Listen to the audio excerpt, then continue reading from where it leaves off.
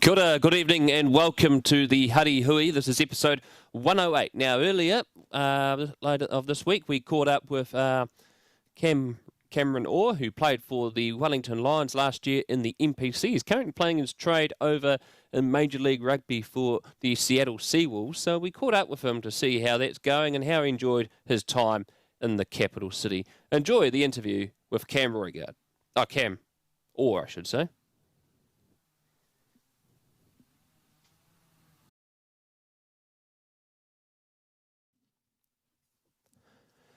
We're here with Cameron Orr, who's currently playing over in Major League Rugby for the Seattle Seawolves. Cam, many thanks for coming on. How has the Seattle been treating you so far? Mate, first of all, thank you. Yeah, I appreciate you having me on. Mate, it's going well. Actually, very similar to Wellington. It rains a lot. It's cold. But we're just starting to get into a bit of summer now. So it's going well. It's definitely been a change of scenery, but enjoying the new environment. And there's a ton of Kiwis over here. So sort of makes me feel close to home. It's all right. Going well. And recently you had your parents over there as well. You did a bit of touring around the States. Yeah, no, it was great. Mum and Dad came over. Rugby's always been a little getaway for them. So me and my brother who played, we've played in a few different places. So they've always taken advantage of coming over and see it. So now it was good. They got to come over and they got to see one game. Unfortunately, I might have got a little yellow card there. But yeah, just trying to show off too much, I think. But no, it was great. Always good to see the family over. And yeah, it was a great time. Now, recently you just lost to New Orleans and that Major League Rugby game just recently. What has the Seattle team learnt from that game? Because it was quite a narrow loss. Oh, 100%. Well, first of all, is play the conditions. It was very muggy, about 80, 85 degrees Fahrenheit. Oh, jeez. So close. Yeah, quite warm. And actually very similar sort of conditions to what you'd expect sort of in Fiji with the mugginess and around the Pacific. So you think I'd be used to it with my history, but, it gets you every time. But, definitely the conditions was one. We actually came out and had a really good first half and probably left a few points out there, just taking some silly decisions and kicking when probably should have held the ball in hand, and we did it in the right to sort of hold onto it.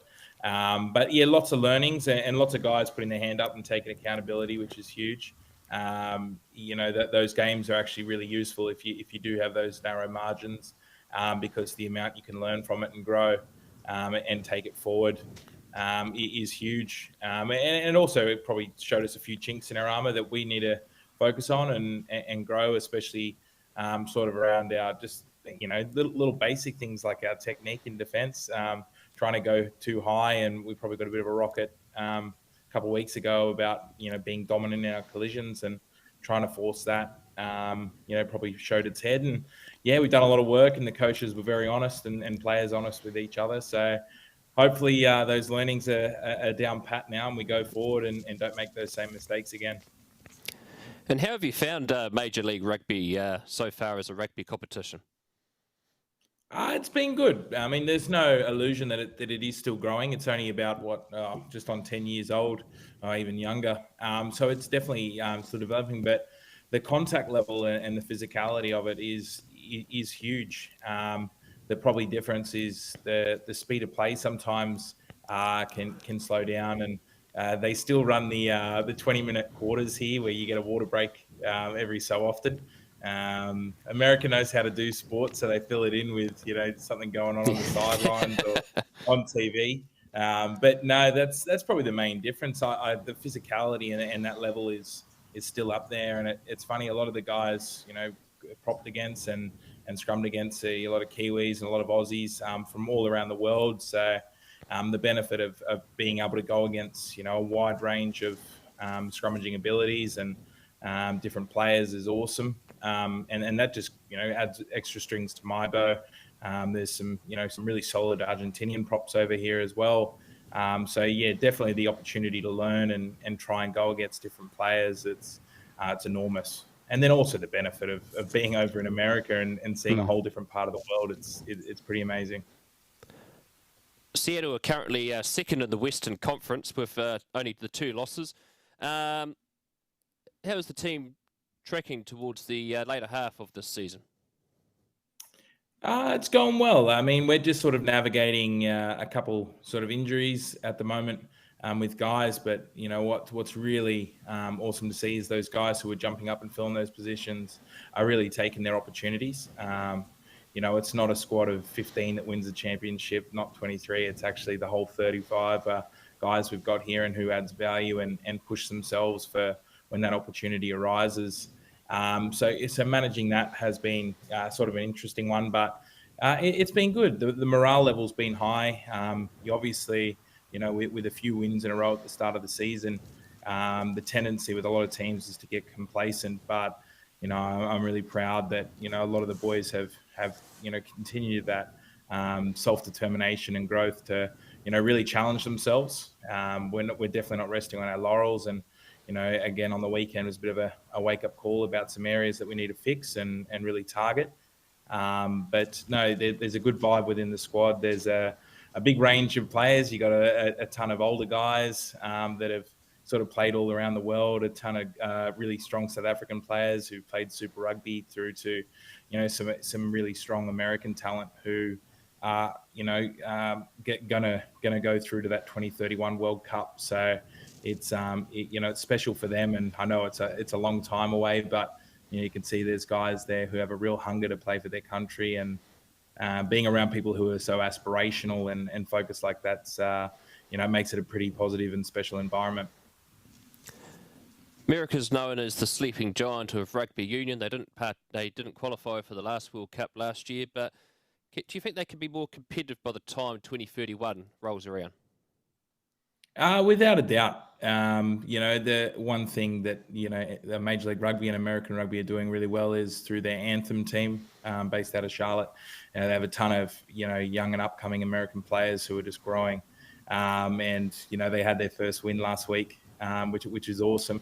And to go from, you know, starting this season with all these young guys who haven't had a lot of competitive experience against, you know, a wide array of internationals and guys who've played for years on years, is quite a difficult thing, but then to, you know, turn it around and show that growth over, you know, a couple months is awesome. So look, there's definitely a love for rugby and there's a base here. And, you know, what the MLR is doing in advertising and growing the game with throughout, you know, all the channels on television and different things, there's a genuine community here which loves rugby. And it's awesome. And especially in Seattle, it's such a sporting mecca.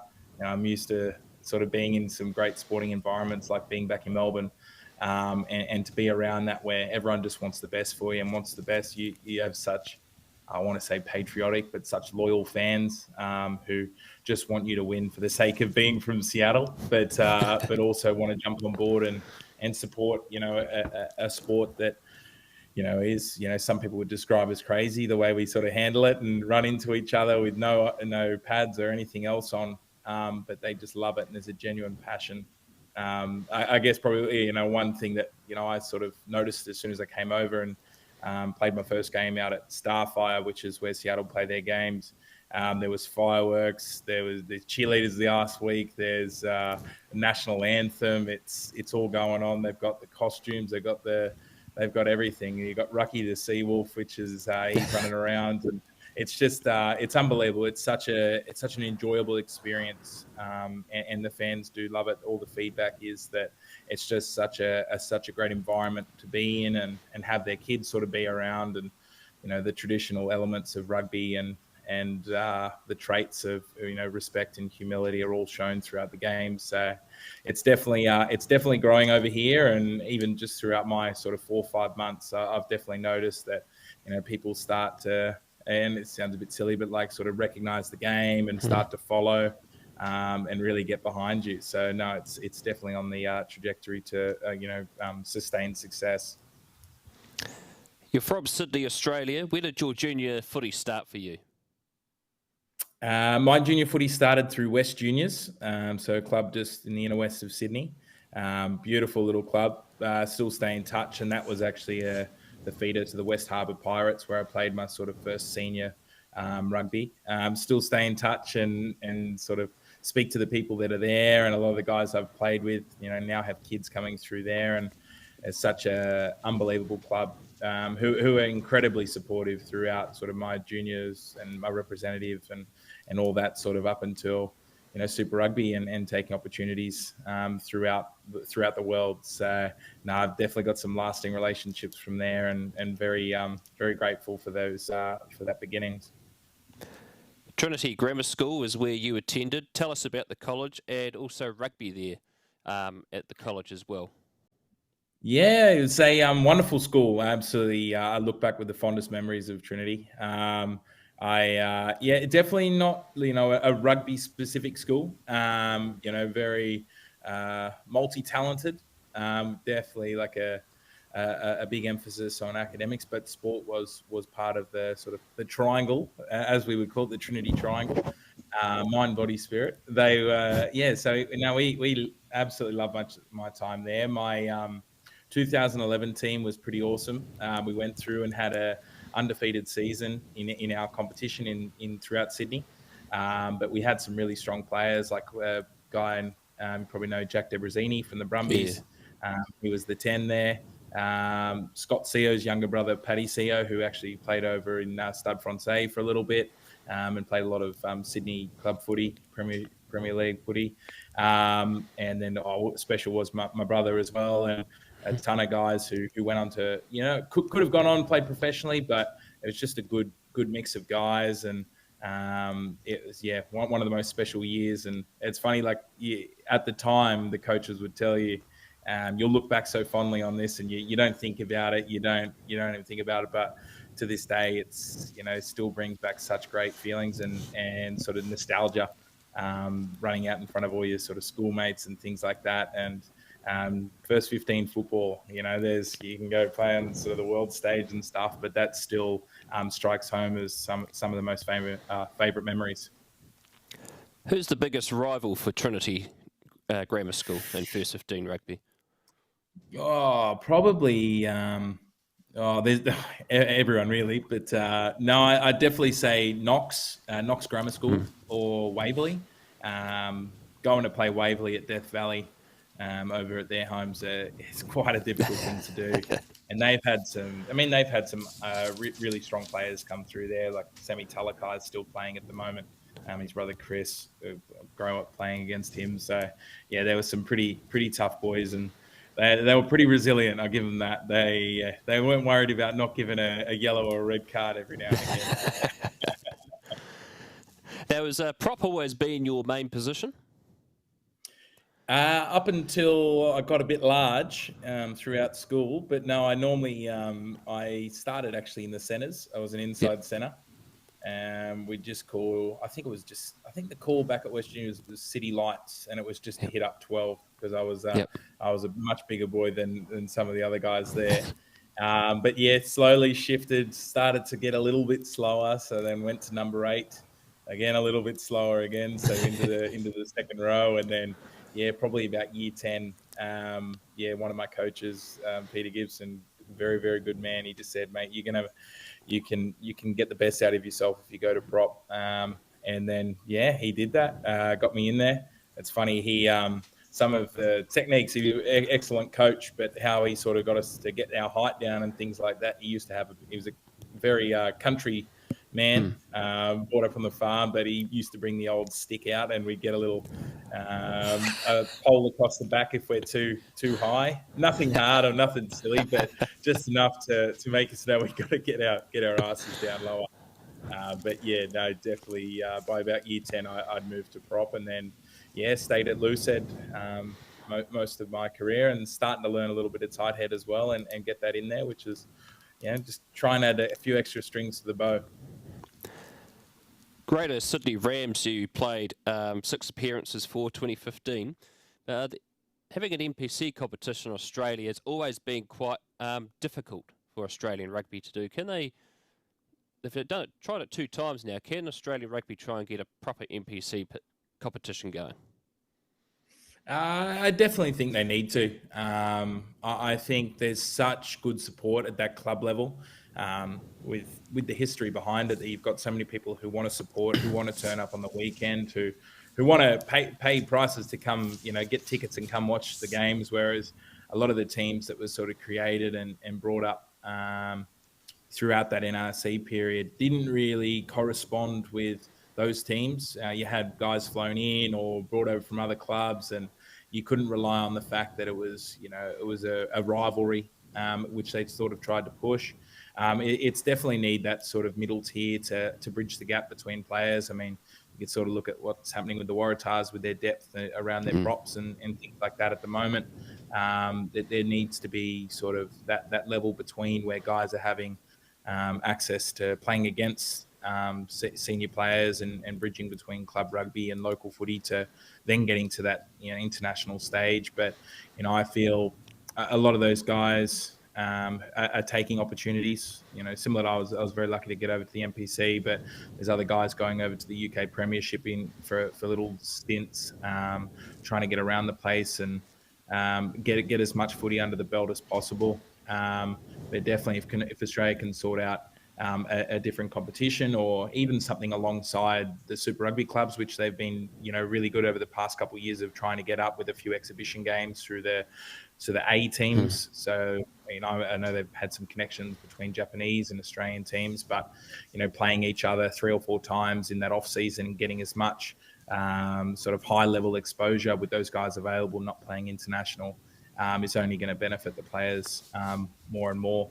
I think it'll be really beneficial, especially those guys coming from the 20s tournaments at the moment who've shown some incredible skill and talent, and then how to properly grow that in and get it into a Super Rugby setting. So when they do get the opportunity, they nail it.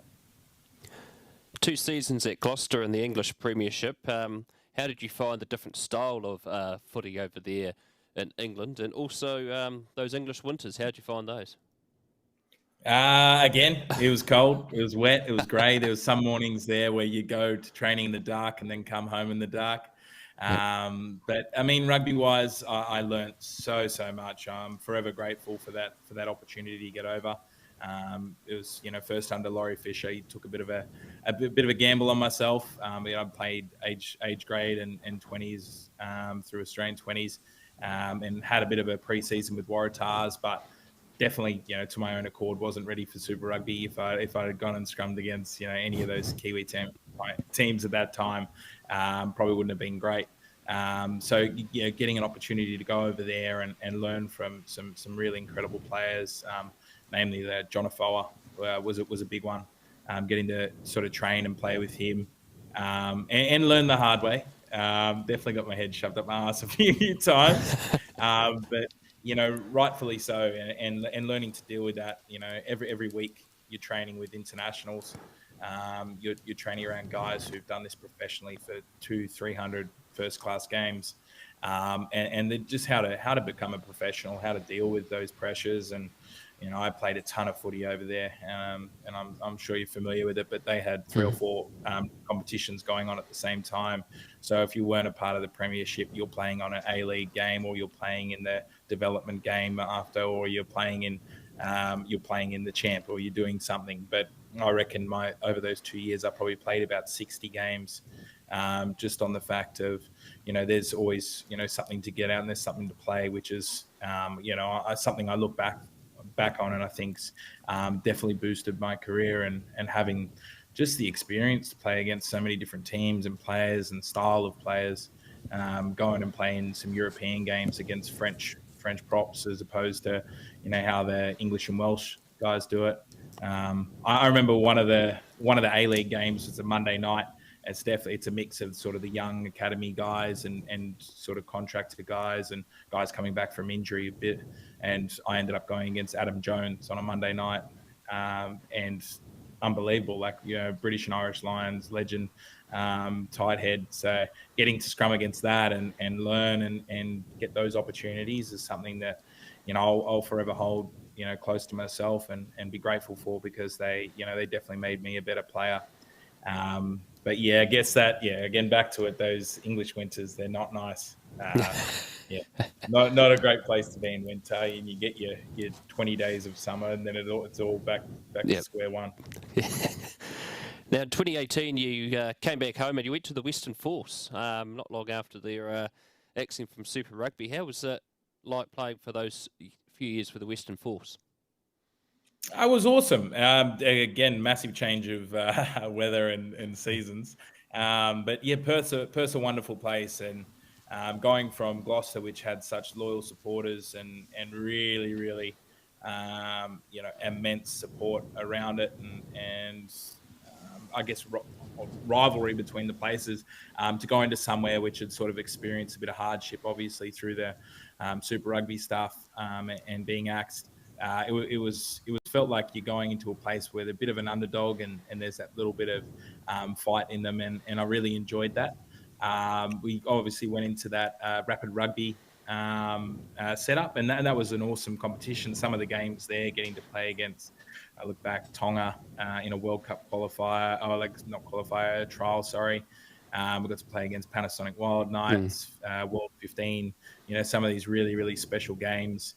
But obviously, throughout that, I still had that sort of sense of, I want to play Super Rugby and things like that. And although, Perth was awesome for that experience against those big teams, with rapid rugby, Super Rugby was still sort of attracting all those higher profile sort of games and things like that. So sort of by that end of the second year, that was really the hunger to try and chase that. But yeah, really enjoyed the time over there, especially I got to play with my brother, which was nice. We had a lot of fun together, and I'm actually really appreciative for him. I reckon that's probably the sort of turning point, or not turning point, but a little bit of a point where I sort of really took it seriously and sort of established that sort of drive to play Super Rugby and give Wallabies a crack and try get that international cap. But yeah, no, definitely enjoyed that time there. As you mentioned, you then moved on to the Melbourne Rebels. You had 3 seasons there. It's a pretty sad sight to see the financial state the Rebels are in, but they're still playing pretty good rugby. Oh, it's fantastic. I've got nothing but love for the Rebels and the people who are there supporting. Some of the incredible supporters and people who work there, people who just volunteer their time. They're incredible human beings who've given so much for the club and for Victoria in general. And yeah, I ended up being 4 seasons down there, and I absolutely loved every moment of it. They were fantastic, and I do feel for them. And I feel like at the moment they're playing for that pride. They're playing for that, sort of that one up, and just to show that there is a genuine level of competition down there, and there is some quality players. And just to see through sort of my time there, the guys that have come through that academy system and shown themselves, and people that have found themselves as well, gone through some really tough injury periods and things like that, but seeing guys like Rob Leota and Geordie Luesi, who are from Melbourne and from Victoria, take that and take a lot of pride in what they do and how they perform, because it means so much to them. There's a genuine love for where they're from and who they represent. And I feel those guys who come from interstate, similar to myself, and do that, they start to adopt that. They want to fight for Victoria and for Melbourne. So look, I really hope that they do show up in the next few games before finals, because showing that they can achieve that, and the squad they have, it'll be great. So look, fingers crossed for them. I know they'll have a bit of a tough game with the Chiefs this week, but they've definitely got the cavalry, and I know if those guys stand up and show it, especially with their back row, I think they'll be able to show that Rebels have got some fight in them.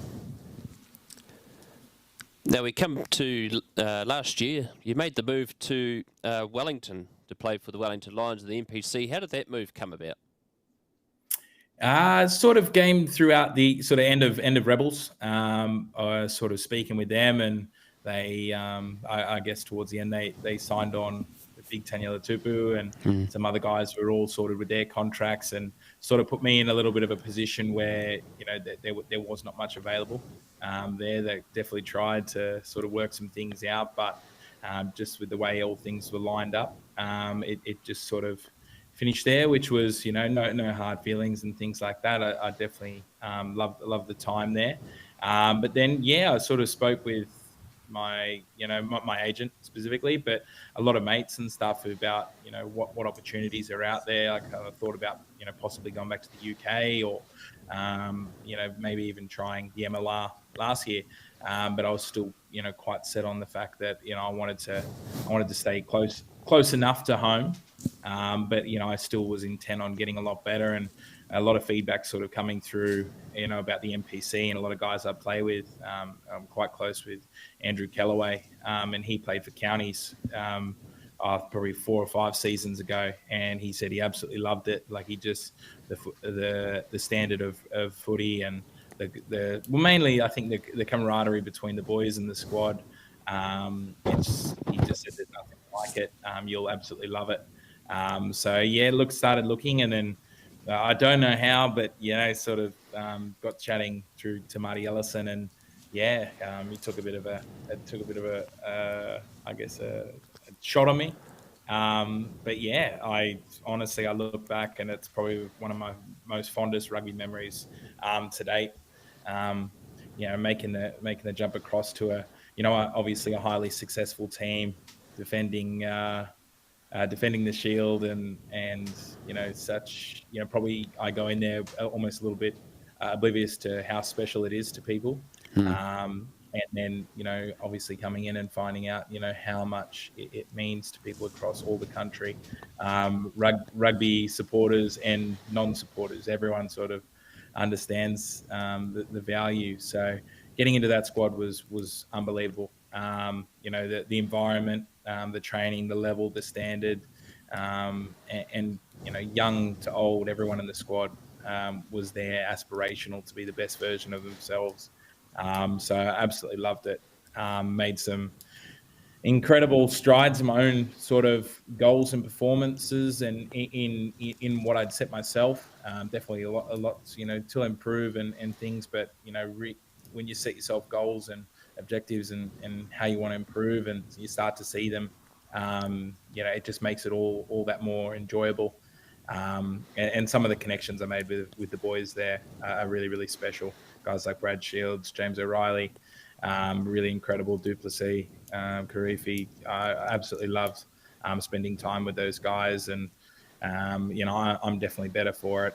And then also being able to be a part of a scrummaging unit like we had, guys like Xavier Namia and Asafo Amor. Pretty special, because those boys are going to be, or Xavier specifically is going to hopefully be an All Black, soon enough. But those boys, really special. So, no, I absolutely loved it. And guys like Tamati Ellison, again, unbelievable. Ryan Piper, the defence coach, fantastic. Absolutely loved being involved with them, and learning everything I could. Hopefully, back again one day. It's been quite a few years since a Western Suburbs player has been in the Lions squad. Was that a connection with your junior rugby club in Wests? That maybe. Well, I'm still trying to figure it out, because I had a few people throughout West come up to me throughout my time in Wellington and say, "Oh, you're coming down." And I was like, "I don't even know where it is. I'm sorry." But no, if I get back, I'll come down to West, and I'll pop my head in and try and show a bit of support from my day one club. Now, 12 games for the Lions. Who was your debut against, and what was the experience like? First game was against Manawatu, and it was actually quite a tight game. I came off the bench, and we sort of, we were only just in it. I think we had a few injuries or something at the start of the game, but it was probably that first taste of the speed of rugby. And NZ rugby is very fast, very similar to sort of the super sort of setting, but then having to back it up with a solid set piece you can't really go quiet in any aspect of the game. So that was my sort of first impression, is that you've got to be switched on the whole time. There's no moment to sort of take the pedal off. You've got to be at your best throughout the whole game. So absolutely loved it. It was a nice little away trip up to Manawatu. But yeah, no, that was great. And what was your best game for the Lions, in your opinion? Oh, tough one. I don't know. I don't know what to say in my best game, but the game probably I enjoyed the most was beating Waikato in the quarterfinal. More so because at the end of the game, I think we went about 25 phases of defence on the line to turn them over and then get through. That was probably something I look back on, which is really special. And guys all across the field just working their asses off to get the result. It was pretty spectacular, and that was probably a pretty poignant moment of showing the camaraderie we had in the team. And I always look at that pretty fondly. Not many players get to enjoy the luxury of the Ranfurly Shield, let alone defending it. What was that like, being an Australian in a New Zealand competition, experiencing a piece of log of wood that has a strong history of in our game? Yeah, I absolutely loved it. I guess from the start, as I mentioned, I was sort of a little bit oblivious. I'd heard about the Ranfurly Shield, but probably didn't understand the impact it had on the community and everyone involved. Again, to supporters, to volunteers, to the highest sort of person in the office. It has so much value and importance. So the respect that the boys placed on that, and how much sort of impact it had on them and their performance was huge. One game which I'll probably highlight is when we played against Tasman. I think it was 7-3, the final score. But just what boys were doing on the field, you could see there was an element more than just their own self. There was a higher importance. And that's probably something that I took from the whole time in New Zealand, is that the importance of the sort of the culture, and especially for a lot of the Māori boys as well, the importance of, I guess, that mana and showing that support and having that higher value.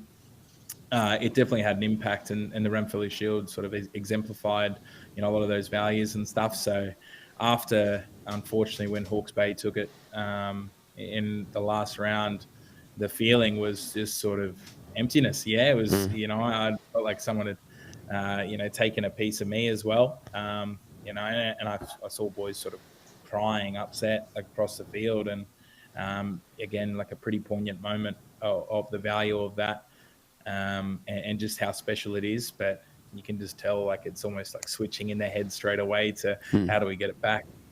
So next year's going to be whoever's got it at the time. I don't know if Hawke's Bay still have it at the moment. They're the holders, but I don't think they physically have it, no. So yeah, I don't think so. So hopefully when it's all back together, there's another opportunity to take it back. Are we hoping to see you back in the capital for the Wellington Lions again this year? I hope so. Hopefully get some conversations going. We wrap up over here just at the start of August.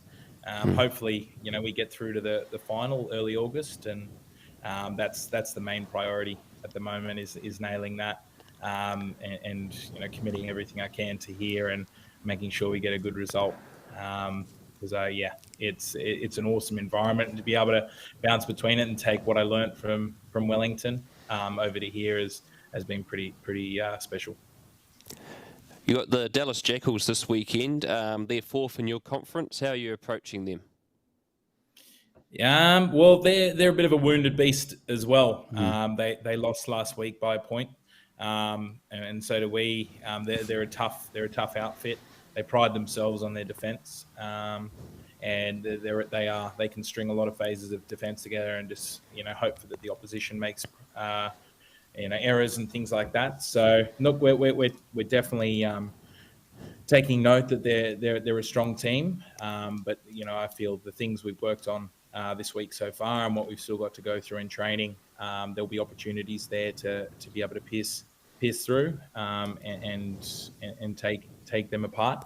But it'll require big effort because they don't go down without a fight, which makes it all for more great viewing. Well, Cam, it's been fantastic having you on the Huddy Hui. All the best this weekend and also over there in Seattle. Many thanks for joining us late on a Seattle evening, and hopefully we'll see you around Wellington again sometime soon. Hopefully. No, I appreciate it. Thank you. I appreciate it so much. Cheers. Awesome. Well, that was a great interview with Cameron Orr, and hopefully we'll see him back in the capital city later in the year or sometime soon. Well, it is the upcoming round of Wellington Club Rugby, and first up on the menu for Huddy Sports broadcasting this Saturday, we have bring you two games, and they're both on the Petone Rec. It's Old Petone Old Timers Day at 11:30 a.m. It is the Petone women taking on Oriental Rongotai women. A win for Petone will guarantee them the Rebecca Luiana Trophy for the first round. So that coverage will kick off at roughly about 20 past 11 with kick-off at 11:30 on Huddy Sports YouTube. And also at 2:45 is the same two teams at Petone Recreational Ground. It'll be the Petone men taking on Oriental Rongotai men at 2:45. And this coverage will kick off on Huddy Sports YouTube at 2:30. So we look forward to having you watching those two games tomorrow.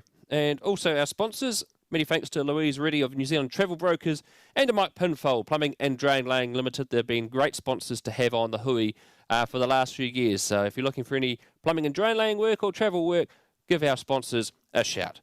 And as always, we're on the lookout for sponsors to keep Huddy Sports free on YouTube, and we're growing as it is all the time. So go to huddysports.co.nz or to huddysportsnz@gmail.com to touch base. Well, that has been the Huddy Hui for tonight. All the best for your games and codes and sports and whatever you do in the weekend. I'm Brad Hudson. Ciao for now.